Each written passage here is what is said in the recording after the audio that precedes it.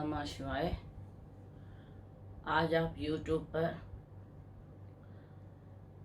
जो सुनेंगे, आप लोगों को भी बहुत दुख होगा इस बात का कि बॉम्बे में, महाराष्ट्र में 2 संतों को और उनके ड्राइवरों को पीट पीट के मार दिया गया, जबकि लॉकडाउन है।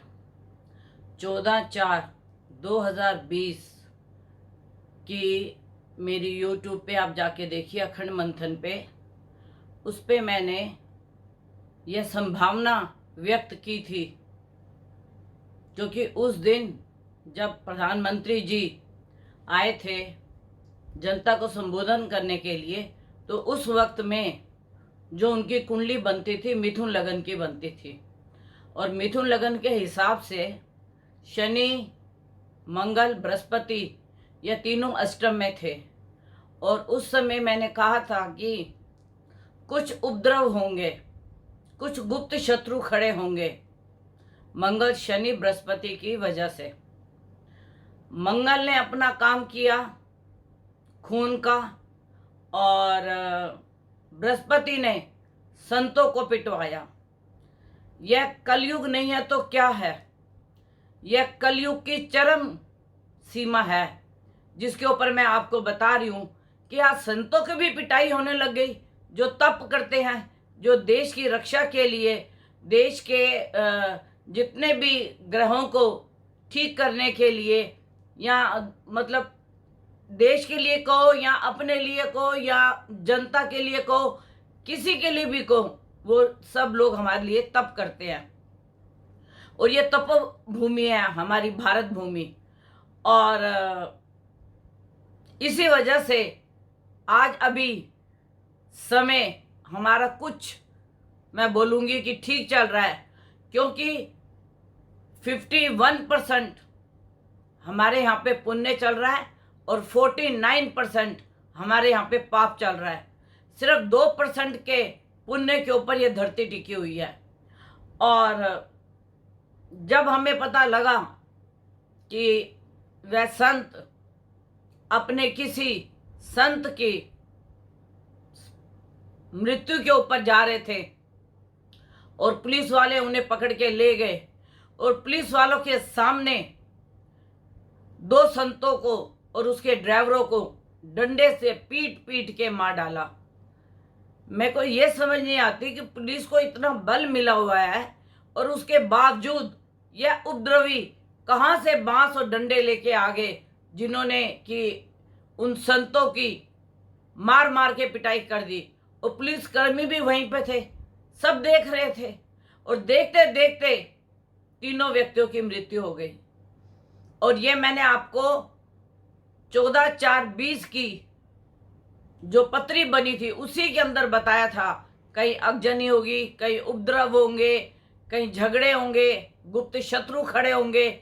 यह सब हुआ। पहले बॉम्बे के रेलवे स्टेशन पे हुआ, उसके बाद सूरत में हुआ। तो यह सब जो है अभी और भी इससे आगे उपद्रव होंगे। लेकिन मेरा आप सबसे निवेदन है कि लॉकडाउन में अगर आप ऐसा कार्य कर रहे हो, और अगर सरकार ने लॉकडाउन खोल दिया, तो फिर आप क्या करेंगे? मैं तो लॉकडाउन की ये जो अवधि है 4 मई की, मैं कहूँगी कि इसको बढ़ा देना चाहिए, क्योंकि 4 मई को मंगल बदल रहा है, और जब मंगल कुंभ राशि में आएगा तो जनता जनार्दन में उपद्रव काफ़ी होने की संभावना लग रही है। तो मेरा आप सबसे यह निवेदन है कि अगर संतों को इस तरीके से मारा जाएगा तो ये तपोभूमि, हमारी भारत तपोभूमि नहीं कहलाएगी।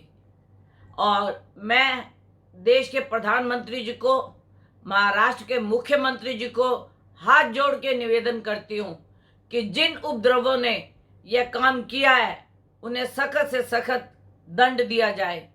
जिस वक्त उन संतों की मृत्यु हो रही होगी लठ खा खा के, तो उनके मन से क्या दुआ निकल रही होगी, ये आप भी सोच सकते हो, ये हम भी सोच सकते हैं। तो अभी 4 मई को मंगल कुंभ में आ रहा है। इसके साथ भूकंप, बारिश, उपद्रव, गुप्त शत्रुओं का खड़ा होना और ऐसे ही लड़ाई झगड़े होना, लोग लॉकडाउन को तोड़ तोड़ के जो भी जिसने करना है वो ऐसा कार्य करेगा। मेरी मोदी जी से अपील है कि वह पुलिस बल को इतना बल दे दे, इतना बल दे दे कि कोई व्यक्ति अपने घर से ना निकले। अभी तो पुलिस को बल मिला हुआ है, उसके सामने संतों का यह हाल हुआ और मैं बड़ा दुख व्यक्त करती हूँ उन संतों के लिए और मेरी दिल से ये दुआ है कि उनकी आत्मा को शांति मिले और जिन लोगों ने यह काम किया है उसकी उनको सजा मिले, क्योंकि अभी तो बृहस्पति मार्गी है, उसमें यह संतों का काम हो रहा है। बृहस्पति गुरुओं का, संतों का, इन सब का मालिक होता है। अगर ऐसे कार्य होने लगे तो संतों का कोई भविष्य सुरक्षित नहीं होगा। और मैंने जब उनको पिटते हुए देखा और अपने आप को बचाते हुए उनको देखा, मेरी आंखों में आंसू आ गए। वो कितने निर्दयी लोग होंगे जिन्होंने ये काम किया होगा।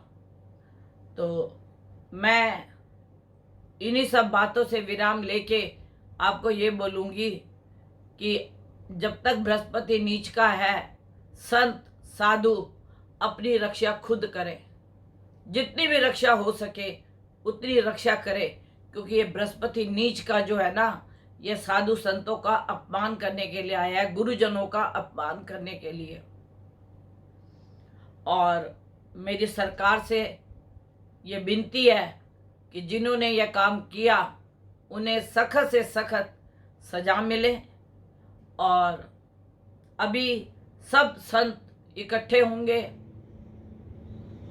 और वो भी इस चीज का मांगेंगे न्याय, कि हमें न्याय मिलना चाहिए, हमें सुरक्षा मिलनी चाहिए। तो मैं हाथ जोड़ के विनती करती हूँ कि आगे के लिए काम ना हो, क्योंकि ऐसी संभावनाएं अभी आगे और भी बन रही है। और अगर कोई मेरे से कांटेक्ट करना चाहता है तो 99994199338366 यह मेरा कांटेक्ट नंबर है और इस पे मेरे से कांटेक्ट कर सकते हैं 11 बजे से लेके 5 बजे के बीच में। इसके बाद फ़ोन कृपा ना किया करें और ना ही हमें बार बार ये फ़ोन करके यह कहा करें कि देखिए ये आपकी भविष्यवाणी सत्य होगी, ये भविष्यवाणी सत्य होगी।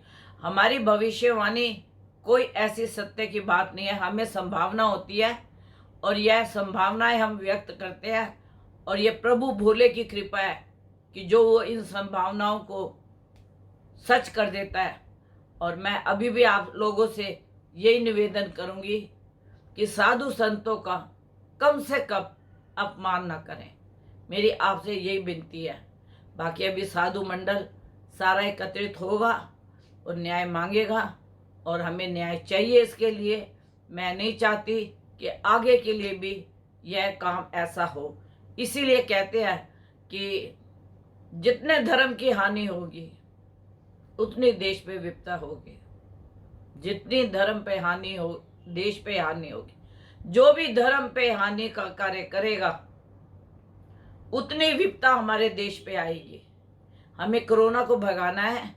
इस वक्त सबसे बड़ी प्रधानमंत्री जी के कंधों पे कोरोना की जिम्मेवारी है।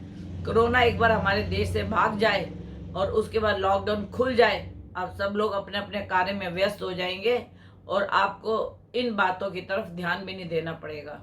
धन्यवाद।